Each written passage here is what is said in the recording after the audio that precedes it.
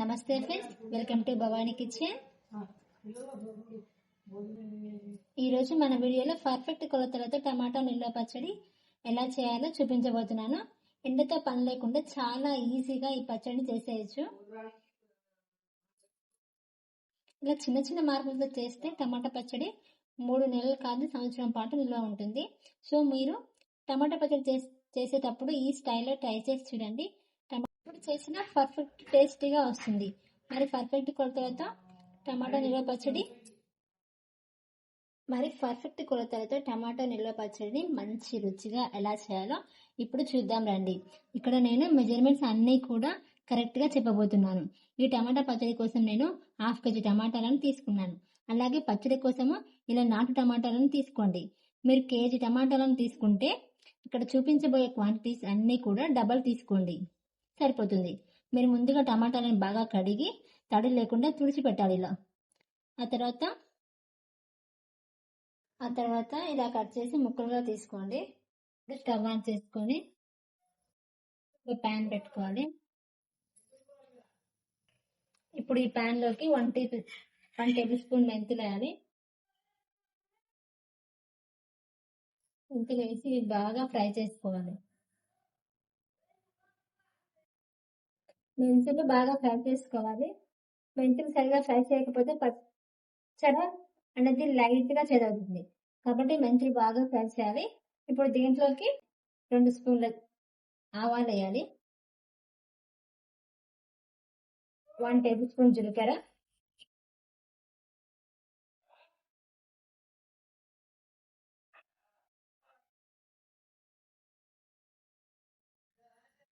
మెంతులతో పాటు జీలకర్ర, ఆవాలు ఇవన్నీ బాగా ఫ్రై చేయాలి. బాగా ఫ్రై అయినాయి. వీటిని ఒక గిన్నెలోకి తీసుకొని పక్కకు ఉంచాలి. ప్యాన్ లోకి టమాటాలు మాడిపోకుండా ఉండడానికి 1 టేబుల్ స్పూన్ ఆయిల్ను తీసుకుందాం.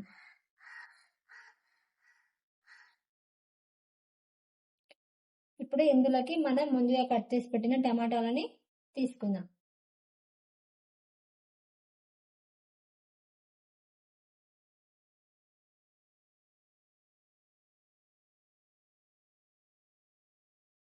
నేను ఇక్కడ ఈ టమాటాలతో పాటు చింతపండు, ఉప్పు, కారం ఇలా ఏవి వేయట్లేదు. టమాటాలన్నీ దగ్గరగా ఉడికించి తీసుకుందాం. ముందుగా ఇలా మూత పెట్టి 2-3 నిమిషాలు ఉడికించండి. 2-3 నిమిషాల తర్వాత మూత తీసి ఇప్పుడు ఈ టమాటాలు మధ్య మధ్యలో కలుపుతూ ఉండాలి.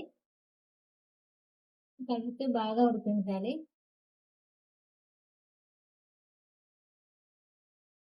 ఇందులో ఊరే నీళ్ళతోనే టమాటాలు చక్కగా ఉడుకుతుంది. అలాగే మీరు ఇలా ఉడికిస్తున్నప్పుడు టమాటా ముక్కలు మరి పెద్దగా అనిపిస్తే ఇలా స్పూన్తో మెదిపినట్టు చేయండి. ఇట్లా చేస్తూ బాగా ఉడికించండి. మనం ఈ టమాటాలో వాటర్ అనేది అస్సలు లేకుండా చక్కగా ఉడికించాలి. ఇక్కడ నేను 10 నిమిషాల పైన ఇలా మధ్య మధ్యలో కలుపుతూ ఉడికించాను.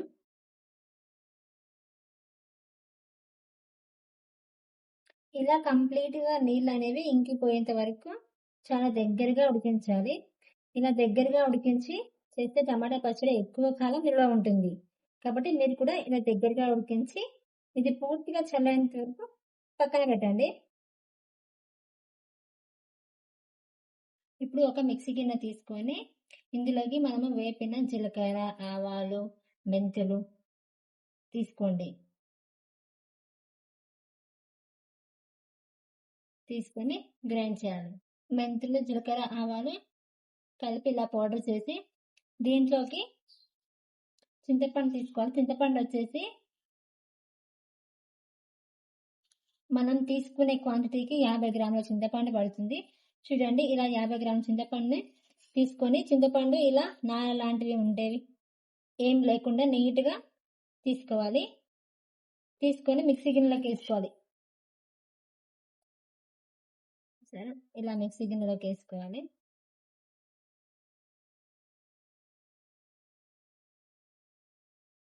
ఇందులోకి సాల్ట్ కూడా తీసుకోవాలి. మెజరింగ్ కోసం అయితే 1/2 కప్పు సాల్ట్ వరకు సరిపోతుంది. ఇది కూడా చింతపండు సాల్ట్ కలిపి గ్రైండ్ చేసుకోవాలి. ఇలా ఉప్పు, చింతపండు, జీలకర్ర, మెంతుల పౌడర్ చూసారా, ఇలా మొత్తం పౌడర్ అయిపోయింది కదా. మొత్తం కలిపి మిక్స్ చేసాం. ఇదంతా పౌడర్ అయింది. ఇప్పుడు దీంట్లోకి ఒక పావు కప్పు వెల్లిపాయలు, చూడండి ఇట్లా వెల్లిపాయలు తీసుకోండి. పావు కప్పు వెల్లిపాయలు,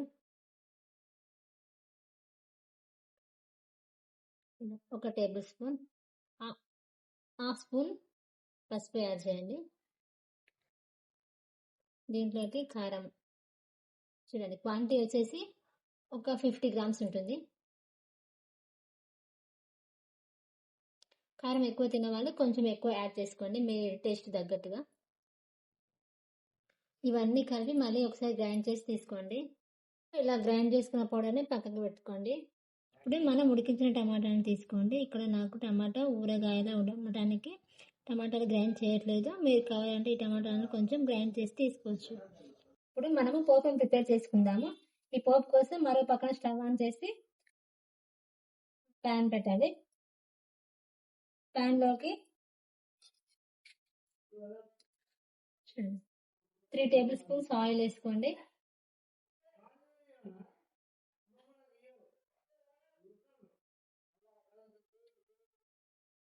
ఆయిల్ హీట్ అయ్యాక ఇప్పుడు దీంట్లోకి 1 టేబుల్ స్పూన్ శనగపప్పు,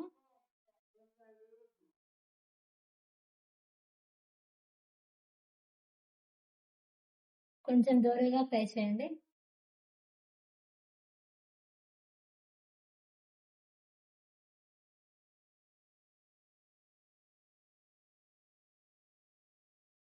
ఇప్పుడు దీంట్లోకి 1 స్పూన్ మినపప్పు యాడ్ చేయండి. ఇవి రెండు దూరగా అయ్యాక దీంట్లోకి 2 స్పూన్ల ఆవాలు, 1 స్పూన్ జీలకర్ర యాడ్ చేయండి. ఇవి మొత్తం మిక్స్ అయ్యేలా దూరగా ఫ్రై చేసుకోండి. ఇవి ఫ్రై అయ్యాక దీంట్లోకి 2 ఎండుమిర్చీలు యాడ్ చేయండి. కట్ చేసుకొని ఇలా యాడ్ చేసి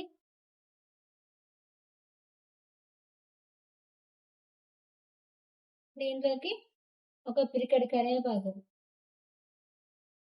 ఇలా కరివేపాకు యాడ్ చేయండి. ఇప్పుడు దీంట్లోకి ఒక 10 వెల్లిపాయ రెబ్బలు యాడ్ చేయండి.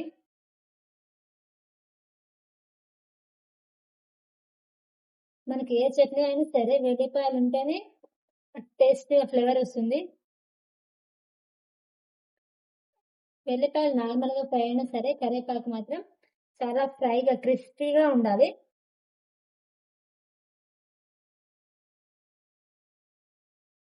కరివేపాకు క్రిస్పీగా లేకుంటే పచ్చడి అనేది త్వరగా పాడైపోతుంది. అది కొంచెం కరివేపాకు పచ్చి వాసన వచ్చి పచ్చడి కరాబ్. ఇప్పుడు ఇందులోకి మనం ఉడికించుకున్న టమాటాను దీంట్లోకి యాడ్ చేయాలి. చూడండి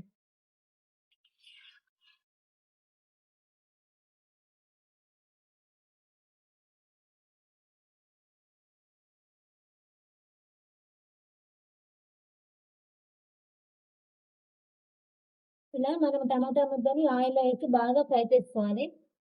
టమాటా వేసి ఫ్రై చేయడం వల్ల టమాటాలో ఉన్న తేమ, వాటర్ ఏమైనా ఉంటే చక్కగా ఉడుకుతుంది. టమాటా అనేది బాగా ఫ్రై అయిపోయింది. 2-3 నిమిషాలు ఫ్రై చేస్తూ